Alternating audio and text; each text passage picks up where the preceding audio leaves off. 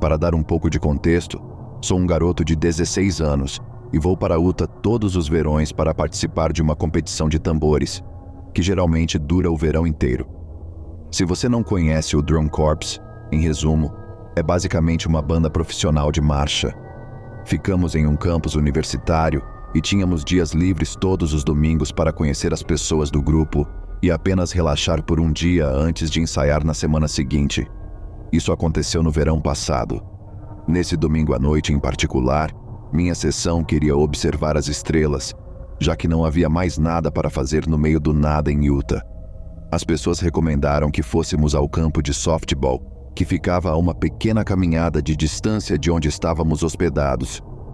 Todos concordamos em ir até lá naquela noite e planejamos chegar por volta das 9h30.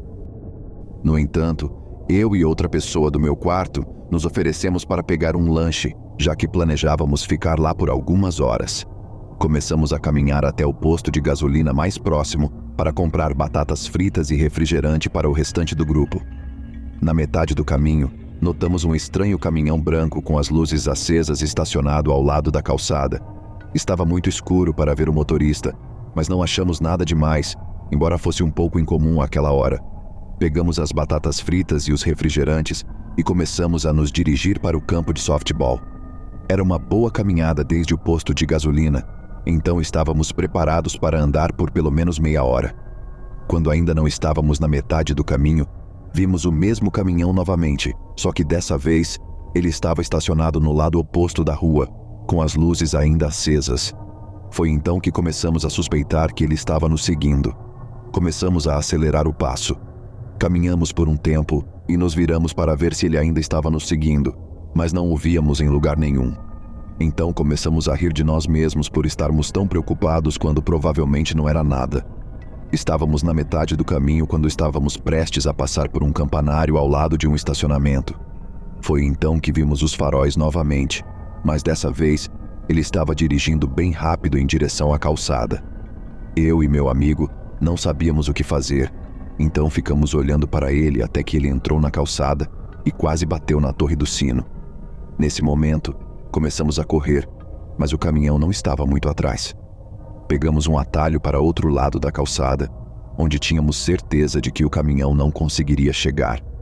Corremos o resto do caminho de volta para o campo de softball, sem sequer olhar para trás. Quando chegamos lá, contamos para as outras pessoas da nossa seção, e elas contaram para a equipe na manhã seguinte, mas nada foi realmente feito, pois a única prova de que o caminhão estava na calçada eram as marcas de pneus. Ainda não sei o que ele queria de nós, ou se eu estava apenas exagerando. Será que ele nos confundiu com alguém? Será que ele apenas queria nos assustar? De qualquer forma, ser perseguido por um caminhão a toda velocidade, em cima da calçada, não foi uma experiência muito agradável. Nunca mais vi aquele caminhão branco, e espero nunca mais ter que vê-lo.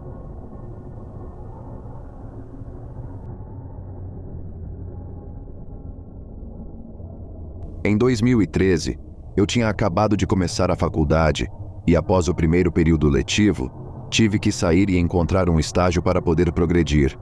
Mas na época, era quase impossível conseguir um. Então, enquanto procurava, decidi aceitar outro emprego só para garantir que tivéssemos comida na mesa. Depois de procurar por um tempo, descobri que um amigo da família da minha noiva tinha sua própria empresa de ônibus para deficientes, um tipo de serviço de táxi para cadeirantes ou pessoas com outros tipos de deficiência. E ele precisava de alguém para cobrir o turno da noite, pois era um ônibus que precisava ficar de plantão pelo menos 22 horas por dia. O trabalho era bem básico: pegar e deixar as pessoas nos locais onde precisavam ir, e às vezes usar uma máquina para levar cadeiras de rodas para cima ou para baixo em algumas escadas. E quando não havia viagens, eu dirigia até uma área designada e fazia qualquer coisa enquanto esperava. Encontrei rapidamente uma parada de caminhões na área onde eu podia estacionar e dormir um pouco enquanto esperava. Havia um posto de gasolina onde eu podia comprar café nas primeiras horas do turno, e do outro lado do estacionamento do posto de gasolina, no lado oposto da parada de caminhões, havia um restaurante velho com um motel conectado a ele. Para não incomodar os caminhoneiros que estavam dormindo, se eu tivesse uma viagem no meio da noite, Geralmente estacionava do lado do restaurante. Depois de estacionar ali todas as noites por algum tempo, notei que um quarto em particular tinha muitas pessoas entrando e saindo. No começo, não achei nada demais, mas uma noite, no final do verão, enquanto eu estava meio adormecido com as janelas ligeiramente abertas, de repente ouvi gritos vindos do motel e um cara saiu correndo do quarto e começou a correr. E alguns segundos depois, um cara grande veio correndo atrás dele com algo na mão. Não passou muito tempo e meu telefone tocou. Eu tinha uma viagem de 1 hora de distância, então liguei o ônibus e estava saindo do estacionamento quando vi o grandalhão virando a esquina. No dia seguinte, só consegui voltar às 2 ou 3 da manhã. Quando cheguei ao estacionamento, a área onde eu costumava estacionar tinha pedras do tamanho de um punho espalhadas por todo o lugar. Havia uma pessoa dentro de um carro me observando ali do lado. Pensei que fosse apenas um idiota que percebeu que eu estava dormindo por lá e achou engraçado tentar me assustar. Então pulei do ônibus para xingá-lo, mas, em vez de ir embora ou parar, o motorista me mostrou o dedo do meio. E então, eu liguei os pontos. Não querendo parecer um covarde, fiquei parado e olhei para o carro. Não que eu pudesse realmente ver alguma coisa com os faróis altos quase me cegando, e, depois do que pareceu um longo tempo, mas não deve ter sido mais do que 30 segundos, o carro partiu. Depois disso, decidi estacionar perto dos caminhões dali em diante. Passou-se mais ou menos um mês e nada havia acontecido desde o episódio do carro, e achei que nada mais aconteceria se eu continuasse estacionando perto dos caminhões. Então, certa noite, tive um longo turno de 12 horas em um domingo e não tive tempo de jantar antes do trabalho naquele dia. E durante a primeira metade do meu turno, tive viagens consecutivas sem tempo para comer. Quando consegui um intervalo, estacionei rapidamente no final da parada de caminhões quase vazia e me preparei para comer meu jantar, agora muito tarde, que minha noiva preparou para mim. Eu queria assistir a TV no meu celular enquanto comia, então me sentei de costas para a porta do lado do motorista e me acomodei. Enquanto eu estava sentado lá rolando o Netflix no meu celular, de repente senti o ônibus balançar e ouvi o barulho da maçaneta da porta atrás de mim voltar à posição inicial. Eu me virei rapidamente e vi um cara com um capuz na cabeça se agachando e se deitando no chão e rastejando para baixo do ônibus, com uma faca de cozinha enorme na mão direita. Ele ainda estava embaixo do ônibus e eu com certeza não iria pular dessa vez, já que a faca deixava bem claras as suas intenções. Liguei o motor, liguei os refletores na parte de trás do ônibus e olhei em volta para ver se ele tinha se assustado, e para minha sorte tinha funcionado, pois eu o vi sair correndo para uma área arborizada no final da parada de caminhões. Nunca mais estacionei naquela parada de caminhões depois daquela noite e me certifiquei de que todas as portas estivessem trancadas sempre que eu estivesse estacionado.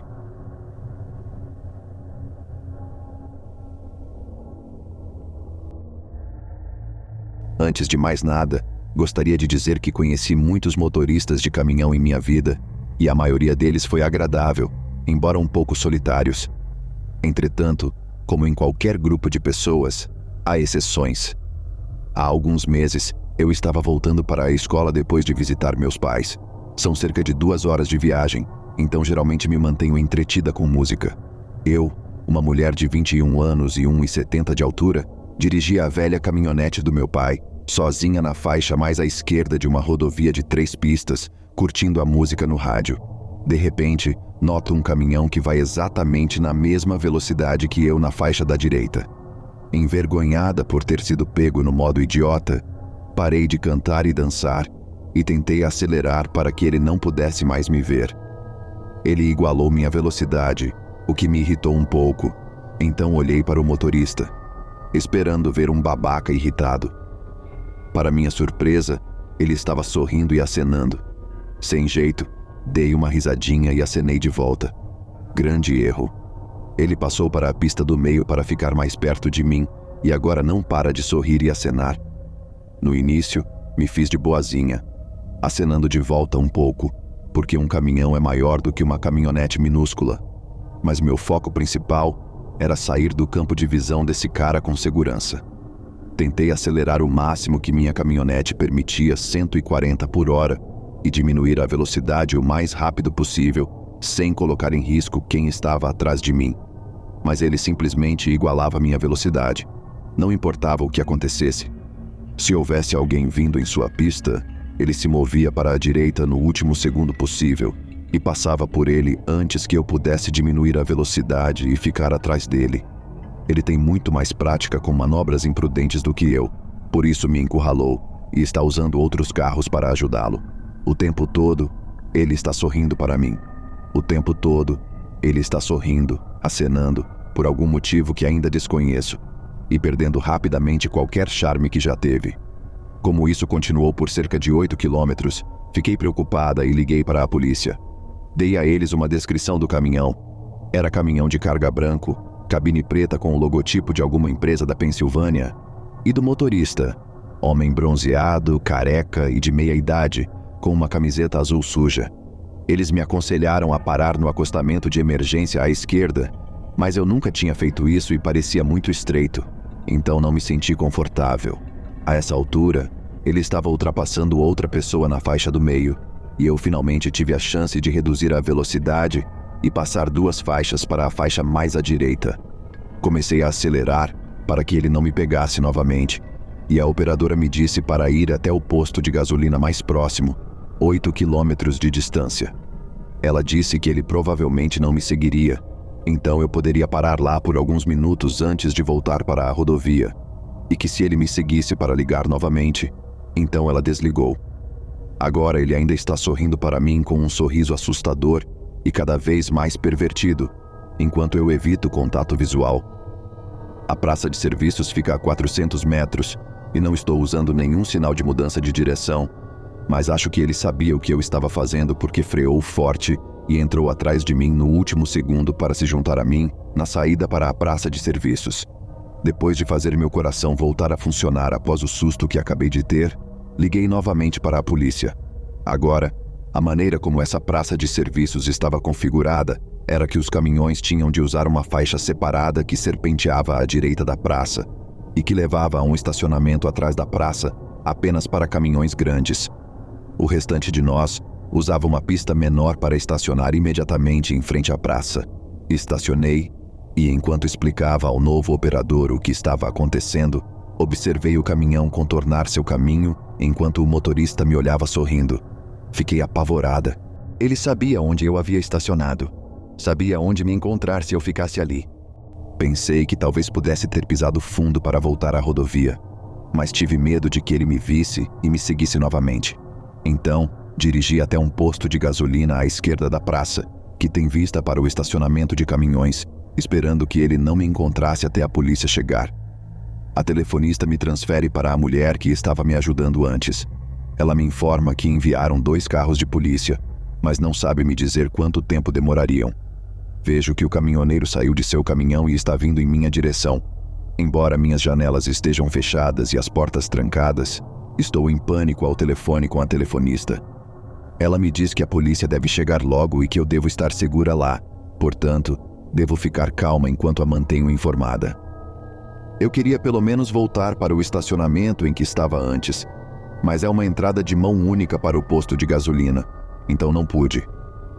Olhei para o caminhoneiro e mostrei-lhe meu telefone quando ele se aproximou. Ele finalmente parou de sorrir e deu a entender que estava entrando na praça de serviços. Olhei pelo espelho retrovisor do lado direito e o encontrei escondido atrás de um grande pilar branco em frente à praça, olhando para mim. Mais uma vez, me assustei e perguntei à telefonista onde estava a polícia e se eu poderia ir embora porque ele estava sendo muito assustador. Ela me disse para ficar parada e calma novamente, pois eles devem chegar a qualquer momento. Então ele sai do esconderijo e começa a andar em direção à minha caminhonete. Eu a coloco em marcha, por precaução, e digo à operadora o que ele está fazendo. Recuso-me a fazer contato visual com ele, mas fico observando os espelhos retrovisores para ter certeza de que sei onde ele está. O sorriso voltou e ele começou a andar em círculos ao redor da minha caminhonete, olhando para ela como se estivesse procurando uma maneira de entrar. Eu não aguentava mais. Esperei até que ele voltasse para trás de mim. Pisei fundo e disse à telefonista que não esperaria nem mais um segundo pela polícia. Ela se desculpou e me disse que a polícia procuraria o homem e falaria com ele se o encontrasse, e que eu deveria me concentrar em voltar para casa em segurança enquanto ficava de olho nele. Não sei se eles fizeram isso ou não, mas sei que nada disso teria acontecido se não estivesse sozinha. Duvido que eu tenha sido a única pessoa que esse cara já importunou, ou se ele já conseguiu fazer coisas piores.